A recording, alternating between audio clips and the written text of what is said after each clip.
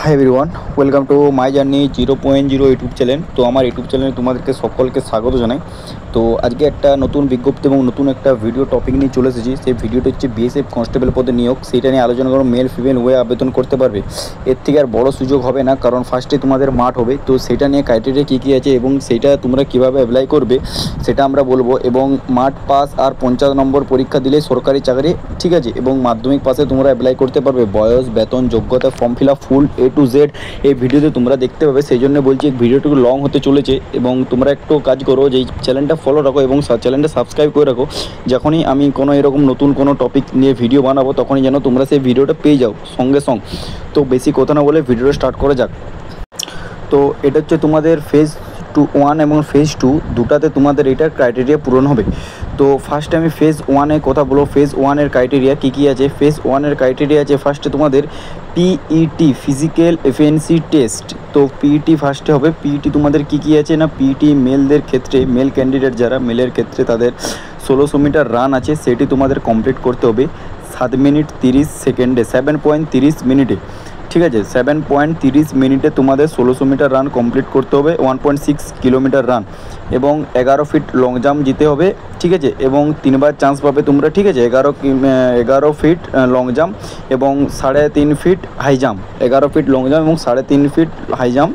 তো এটাও তোমরা 3বার করে চান্স পাবে, কিন্তু 1.6 কিলোমিটার রানে তোমরা চান্স পাবে না। এবং মেল ফিমেলদের ক্ষেত্রে সেম, ফিমেলদের ক্ষেত্রে সেম নয়। ফিমেলদের ক্ষেত্রে 800 মিটার রান আছে, সেটি তোমাদের কমপ্লিট করতে হবে 4.45 মিনিট, 4.45 মিনিটে। এবং তার সাথে 9 ফিট লং জাম্প করতে হবে। এবং এটাও ফিমেলরা 3বার চান্স পেয়ে যাবে। মেল ফিমেল আমি পিইটিটা বললাম। এবং তার সাথে তোমাদের 3 ফিট হাইট জাম্প, এবং এটাও তোমরা 3বার চান্স পেয়ে যাবে। এটা শুধুমাত্র ফিমেলদের ক্ষেত্রে। তো এই ছিল সেই নোটিশ। তো এরপর তোমাদেরকে আমি বেসিক কিছু জিনিস বলবো। সেই জিনিসগুলো হচ্ছে বিএসএফ কনস্টেবল যে ট্রেডসম্যানের তোমাদের যে ভ্যাকেন্সিটা বেরিয়েছে, সেগুলো তোমাদের টোটাল ভ্যাকেন্সি যে প্রায় 17,000 প্লাস মতন ভ্যাকেন্সি। এবং মেল ফিমেল দুজনে অ্যাপ্লাই করতে পারবে। এবং কোয়ালিফিকেশান হচ্ছে স্রেফ মাধ্যমিক পাস।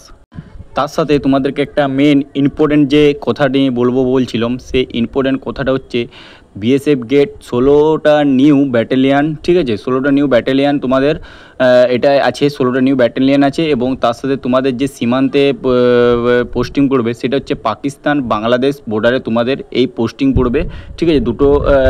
দুটো তোমাদের পোস্টিং পড়বে, সেটা তোমাদের পাকিস্তান বা বাংলাদেশ বর্ডারে, এই দুটোর ভিতরে তোমাদের পোস্টিং পড়বে, ঠিক আছে।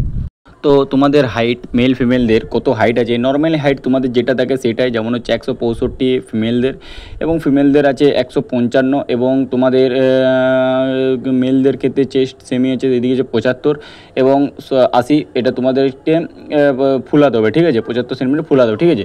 তো তোমাদের যে চেস্টের, তো এরপর তোমাদের মেন যে টপিকটা সেটা হচ্ছে তোমাদের স্যালারি তোমরা কীরকম পাবে। স্যালারি তোমাদের লেভেল 3 অনুযায়ী স্যালারি পেয়ে যাবে। ম্যাক্সিমাম তোমাদের 21,700 থেকে 69,100 টাকা স্যালারি পেয়ে যাবে তোমরা। এবং এখানে তোমরা দেখে ঘাবড়ে যাও না যে 1/1/2004 এটা পুরনো নোটিশ। এটা নোটিশটা তোমরা পুরনো দেখে ঘাবড়ে যাও না, কারণ এই যে নোটিশটা আমি তোমাদেরকে বললাম, এই নোটিশটাই সেম টু সেম এই নোটিশটাই পাবলিশ হয়। কিন্তু এখনকার নোটিফিকেশান যেটা বেরোবে, যখন বেরোবে তখন তোমাদের আমার এই চ্যানেলেই পেয়ে যাবে। সেই জন্য তোমরা চ্যানেলটা সাবস্ক্রাইব করে রাখো। এই নোটিশ যেরকম তোমাদেরকে আমি নোটিশটাই যে টপিকগুলো বলছি সেই টপিকগুলো সেম থাকে, সেই জন্য তোমাদেরকে এই নোটিশটাই আমি কথাগুলো বলছি। তো যখনই নতুন নোটিশ প্রকাশিত পাবলিশ হয়ে যাবে তখনই তোমরা আমার চ্যানেলে পেয়ে যাবে। সেই জন্য আমি চ্যানেলটা তোমরা সবাই ফলো করে রাখো। তো এরপর তোমাদের পোস্টটা নিয়ে আলোচনা করব। তোমাদের পোস্টটা হচ্ছে, ঠিক আছে, কনস্টেবল কিচেন সার্ভিস, মানে কিচেন সার্ভিস। এবার হচ্ছে এজ লিমিট তোমার হচ্ছে 18 থেকে 25 বছর পর্যন্ত, ঠিক আছে।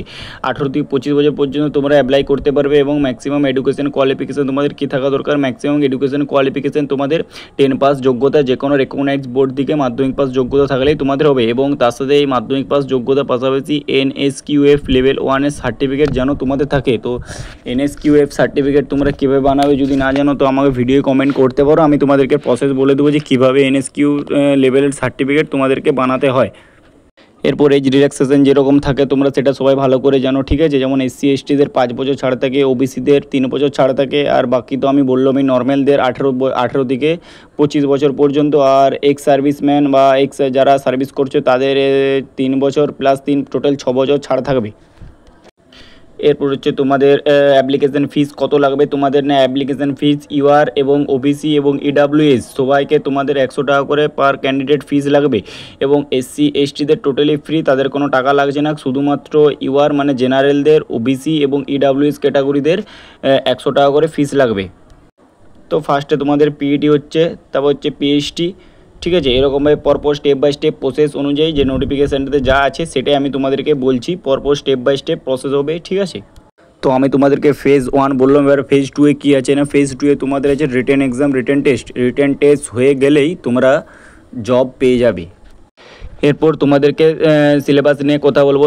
সিলেবাস হচ্ছে জিএ আছে তোমাদের 15টা কোশ্চেন, 15 নাম্বার, ঠিক আছে। জেনারেল কোশ্চেন আছে, এনিমেলিটারি ম্যাথ আছে তোমাদের 10টি কোশ্চেন 10 নাম্বারের।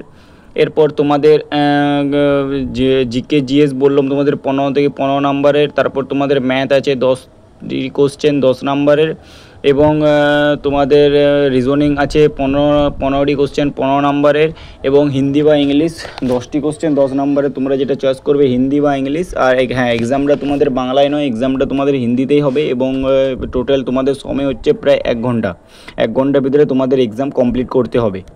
এরপর সিলেকশন প্রসেস যেভাবে তোমাদের স্টেপ বাই স্টেপ বললাম, সেটা আমি নিজে একটা বানিয়েছি, তোমাদেরকে বলছি যে কীভাবে সিলেকশন প্রসেস হতে। ফার্স্টে হবে পিএইচটি, তারপর পিইটি, তারপর হবে সিবিডি টেস্ট হয়ে যাওয়ার পরেই তোমাদের হবে মেডিকেল হয়ে গেলে তারপর লাস্ট হবে তোমাদের ডকুমেন্টস ভেরিফিকেশন। তো তোমাদের টোটাল মার্কস হচ্ছে টোটাল 100 নাম্বারের এক্সাম। তো এক্সামটা কতক্ষণ? এক্সামটা হচ্ছে 1 ঘন্টার, এবং নেগেটিভ মার্কটা হবে 0.25। আমার 3টি কোশ্চেন ভুল করলে একটি প্রাপ্ত নম্বর থেকে একটি নাম্বার কাটা যাবে তোমাদের। সেটা তোমরা নর্মালি যেটা যেমন হয় সেরকমই থাকবে, সেটা কোনো চেঞ্জ থাকছে না। তো রিজনিং থাকছে 25টা কোশ্চেন 25 নাম্বারের। তো আমি একটা কথা বলি যে আগে তোমাদের যেটা বললাম সেটা হচ্ছে আগের নোটিশটা, তো নতুন আপডেট হয়ে যে নোটিশটা বেরোবে সেই নোটিশে আমি যেটা বানিয়েছি সেটাই থাকবে, কারণ এটাই প্রত্যেক বছর হয়ে আসছে। তো এটাই ওটা অনেক আগের, তো সেই জন্য এই যে নোটিশটা বানিয়েছি এটাই হবে। তো তোমাদের রিজনিং থাকবে 25 মার্কের, 25টা কোশ্চেন 25 নাম্বারের। সেম থাকবে জেনারেল অ্যাওয়ারনেস 25টা কোশ্চেন 25 নাম্বারের। সেম তোমাদের ম্যাথ থাকবে 25টা কোশ্চেন 25 নাম্বারের। আর হিন্দি বা ইংলিশ যেটা তোমাদের কমফর্টেবল মনে হবে, যেটা তোমরা চুজ করবে, সেটাও সেম 25টা কোশ্চেন 25 নাম্বারের। টোটালি প্রত্যেকটা কোশ্চেনের মান 1 করে। তো তোমাদের ফিজিক্যাল এফিসিয়েন্সি টেস্ট মানে হচ্ছে পিইটি রান হবে তোমাদের। সেটা কীরকম হবে, সেটা তোমাদের 5 কিলোমিটার রান হবে 24 মিনিটে মেলদের ক্ষেত্রে, এবং 1.6 কিলোমিটার রান হবে তোমাদের 8 মিনিট 30 সেকেন্ডের ভিতরে কমপ্লিট করতে হবে, সেটা হচ্ছে ফিমেলদের ক্ষেত্রে। এরপর যেটা তোমাদের বললাম পিএইচটি তোমাদের কীরকম হবে, ফিজিক্যাল স্ট্যান্ডার্ড টেস্ট। এটা হচ্ছে মেলের হচ্ছে হাইট লাগবে 170 সেন্টিমিটার, এবং ফিমেলের হাইট লাগবে 157 সেন্টিমিটার। এসটিদের মেল হাইট লাগবে 165.5 সেন্টিমিটার, এবং এসটি ফিমেল হাইট লাগবে 150.0 সেন্টিমিটার। তো এই হচ্ছে তোমাদের ভিডিও। তো বিএসএফ কনস্টেবলের যে ভ্যাকেন্সি বেরিয়েছে সেটার হচ্ছে ডিটেলস। তো কারোর যদি কিছু জানার থাকে আমাকে সেটা ভিডিওর কমেন্টে বলতে পারো।